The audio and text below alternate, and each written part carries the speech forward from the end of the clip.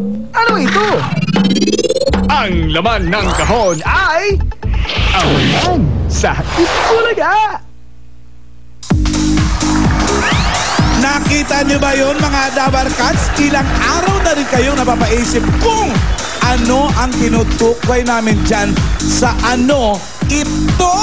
As in, ito yan. Halika, Ano ba lumapit to? nga tayo. Alam nyo, hindi ordinaryong kahon ito dahil ang laman nito may swerteng dala. Ano nga itong laman yan? Teka lang!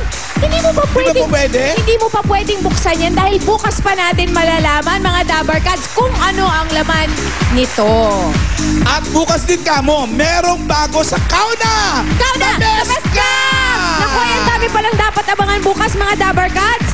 At eto na, ang mga Dabarkats sa Texter kahapon na panalo ng brand new laptop. Swerte naman ito. That's right. Congratulations to Jennifer Asprer of Olongapo City. Congratulations din sa mga nag-text ng nahakot kanina. Panalo kayo ng 21,680 pesos. Emma Toribio ng Santa Mesa, Manila at Carlos Lelis Jr. ng Bacoor, Cavite. At gusto namin batiin ng happy birthday. Unang-una sa lahat ng tita ko. Hi, Tita Beth Calzado. Happy birthday! Kita mo yan? Bale, sister-in-law ng dad ko.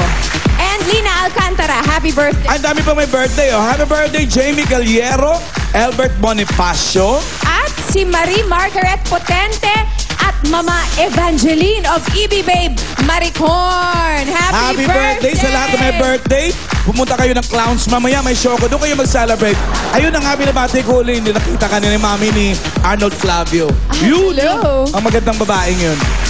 Maraming salamat, mga Dabarkats na nakisaya sa amin ngayon. Thank you! Thank you! Magbabalik pa po ang Eat Bulaga! Philippine Gay Goddess, March 7, Music Museum.